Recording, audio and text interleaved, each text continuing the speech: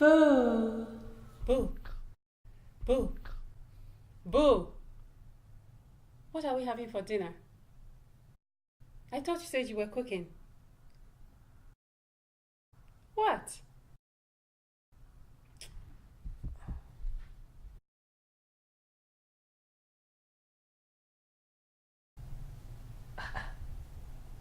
See me through her.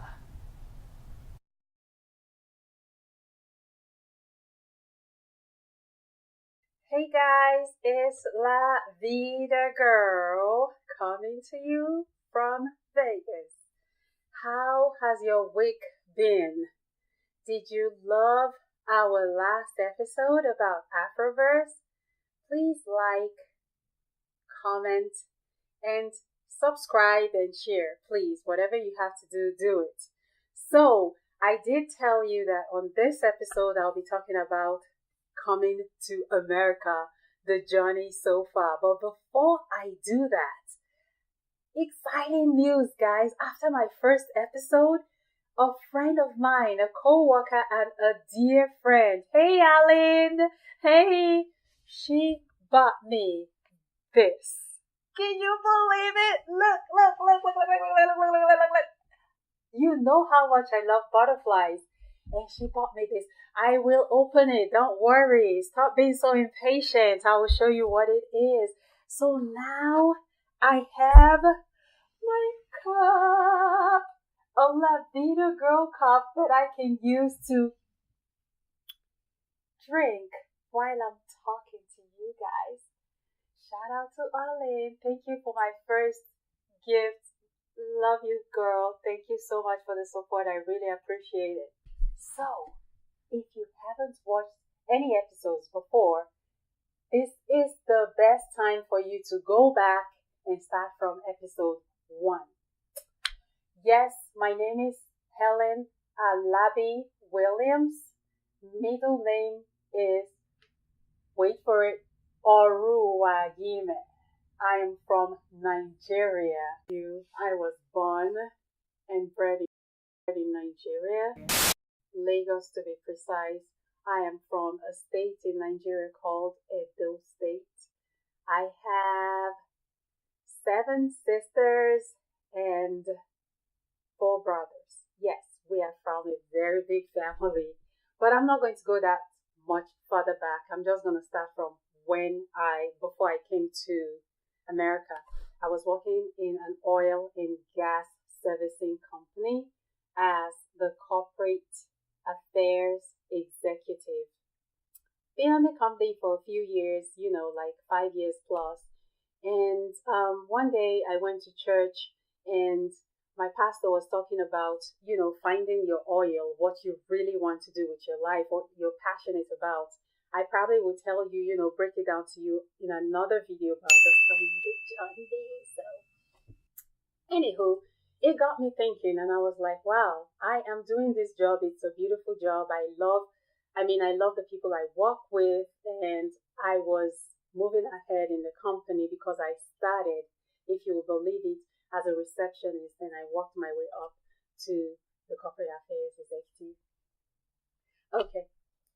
Anyway, I was thinking about what I was really passionate about. I remember when I was growing up as a child, my sister Janet, you saw her in one of my videos, would be like, you guys are going to be stars. I'm going to put you on TV one day. You're going to be big. People are going to, enjoy your craft. So while other kids were outside playing, myself and my friend Debbie would be, somewhere dancing because we wanted to be on TV, which is what I've always been passionate about anyway. So I got thinking at 39 that it's about time I really do something about, being on TV and stuff like that.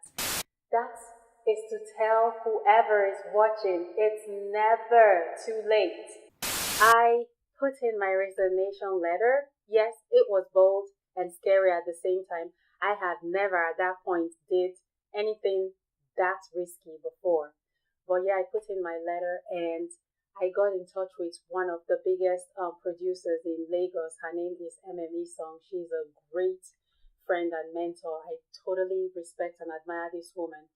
And I just called her up. She has never seen or heard about me. I said, well, I want to start acting. I just quit my job. And she was like, okay, let's schedule an appointment. Come to my office. Let me see you.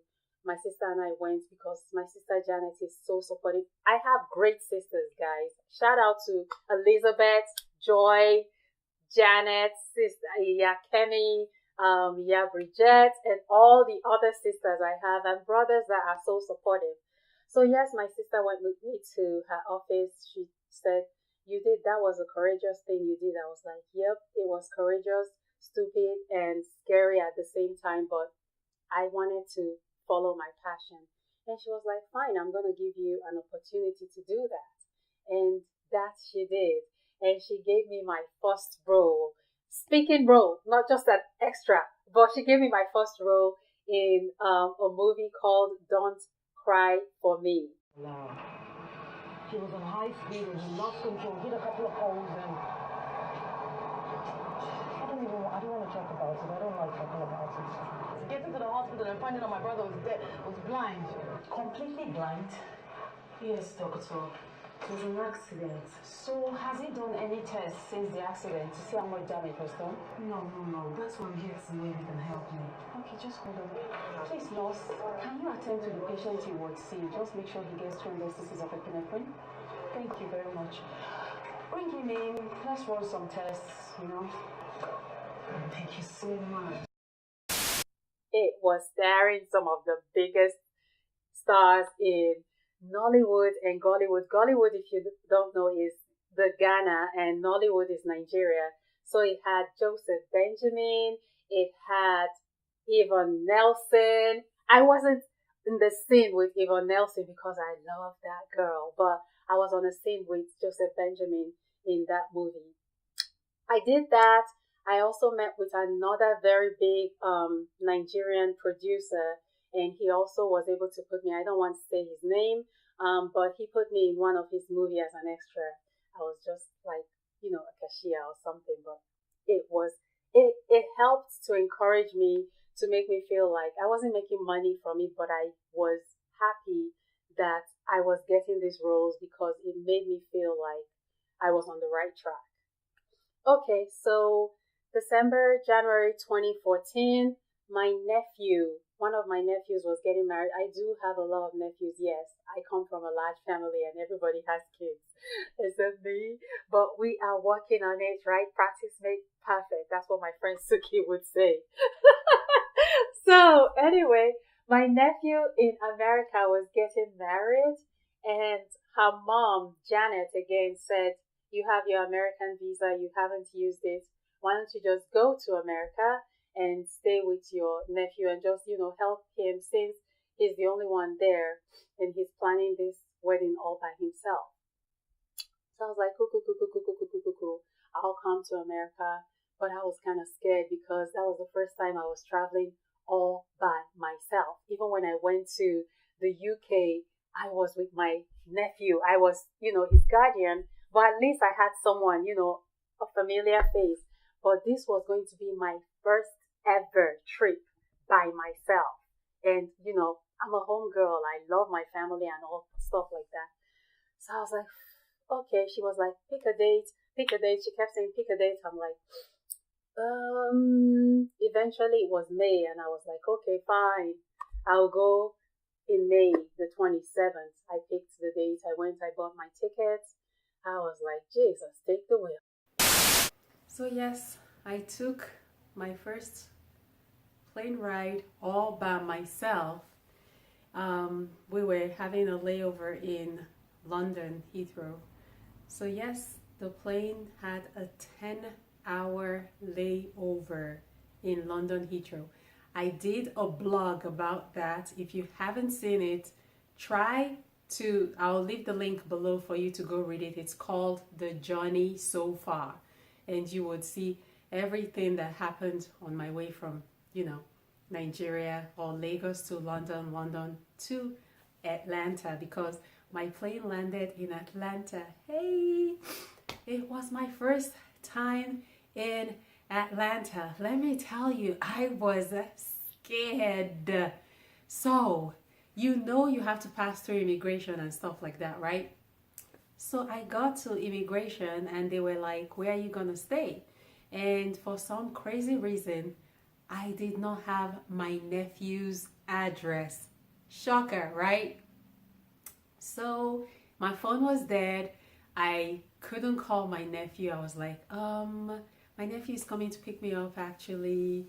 And they were like, okay, go this way. And we Nigerians, guys, any of you that has traveled before, there's a foreigner in America, you know how petrifying it is when they say, go this way. And they take me to this little white room, and there are other people sitting there with their luggages. I'm like, Lord Jesus, I don't want to go home.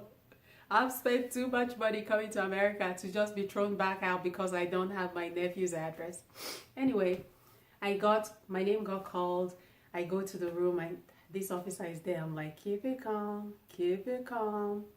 He's like, well, we can't let you in until, we have your nephew's address. We need to know where you're going to stay while you're in America. So I'm like, yeah, I would have gotten that, but my phone is dead. He was like, yeah, you can plug it up. He gave me a charger. I plugged up my BlackBerry. Yes, I had a BlackBerry then. And I was able to charge it and get my nephew's number. I called. For some reason, maybe he was driving to the airport. He didn't pick up. Called the second time. I'm like, oh my gosh, this is turning into a nightmare. So I called his younger brother. Was in Texas. I'm like, hey, King. Of course, I called King. You all met King in the last episode. I was like, hey, King, do you have your brother's address? He was like, yes. Gave me the address, gave it to the officer. They were like, okay, welcome to America. I was like, finally, I'm in America. And just when I walked out, because I charged my phone, it started ringing. My nephew called me. I was like, finally, he helped me get my stuff. I had $550 in my pocket from everything I had. Had no idea I was coming to stay because I was just visiting my nephew. Got to my nephew's place, met his beautiful, lovely fiance there. Now is his wife. Hey, Krista. And stayed there for like 2 weeks.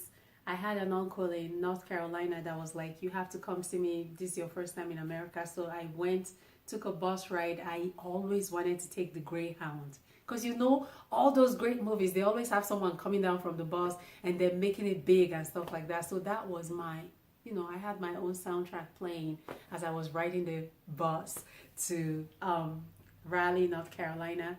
Stayed in Raleigh, North Carolina for 2 weeks. While I was there, I got in touch with a friend in Vegas. I was like, hey, I'm in America. She's like, well, you are not going back to Nigeria without coming to Vegas to see me. I'm like, oh my gosh. It is called Sin City for a reason too. I really want to go and visit her. But I prayed on it and, everything was fine. I was like, okay, I'm going to go to Vegas to visit. I bought my plane ticket, flew down here to Vegas on the 4th of July. Get it? I was still 39. So I got here. She was like, oh, America is great. She has been here for like over 10 years by then. I was looking at her like, oh my gosh, she is slaying. She has her own business. She had kids. She had her own house. I had my room because they made up a room for me. She was super, super nice. For someone I haven't spoken to for a long time, she just, invited me to her home like that. That was very sweet of her. And, okay. What's that? I didn't have your recorder. I can't redo all that. You don't have to. Okay. So, I turned 40 in America. I remember it was a very quiet day because I just wanted to reflect, and think about my way forward. So that day, what I did was I just prayed, I told God, that's my cat, Jade. Anyway, so I prayed. I was like, it's not so bad being single after all, you know, because with all the dating we do as, Jade, shut up. I'm sorry, folks. You know this pets. So, you know all the crazy datings you do when you're single, trying to meet people. I also blogged about that. Also, check the link when you finish. It's a very funny one. It's called 10 First Dates. Trust me, you're going to be rolling on the floor if you read that blog. So, moving on, I just started thinking, I was like, I kind of came to my senses or myself. I was like, I'm not such a bad person. I don't have to try to, be anybody to fit anybody's dream of a perfect wife. I was like, I'm good company. I take good care of myself. I think I'm okay being single. I just came to that realization. I'm like, I'm not going to push it. If I get married, I get married. If I don't, well, I don't.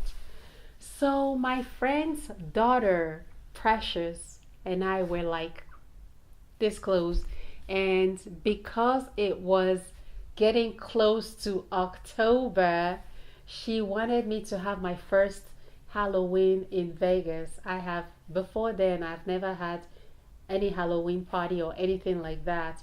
So she was like, Helen, we're going to go full out. You're going to have a costume. You're going to go to a party. We're going to show you how we do it here in America. I'm like, okay. I know people have conflicting, ideas or opinions about what Halloween is, but I'm just going to go with the flow because I was excited. Anyway, I mean, hey, who wouldn't be excited about getting free candy? Huh? Who wouldn't?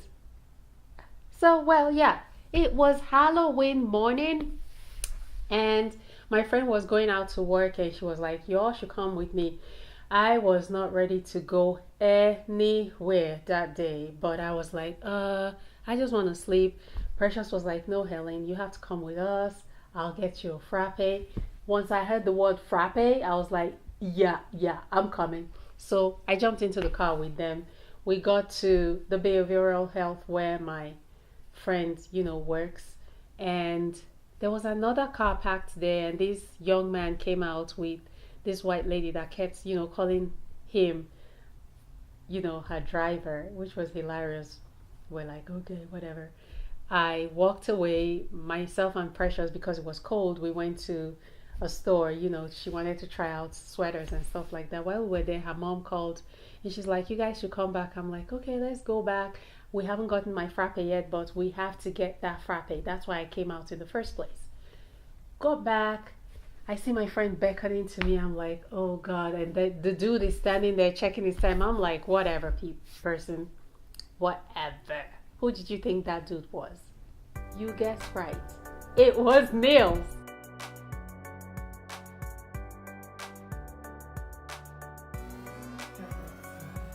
I'm so good.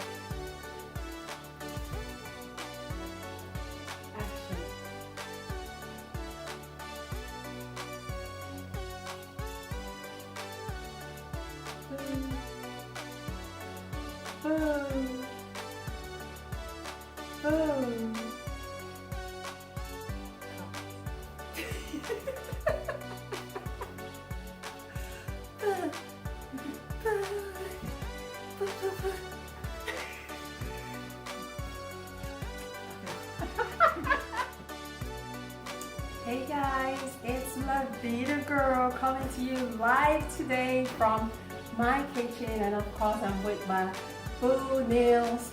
We are having a food episode.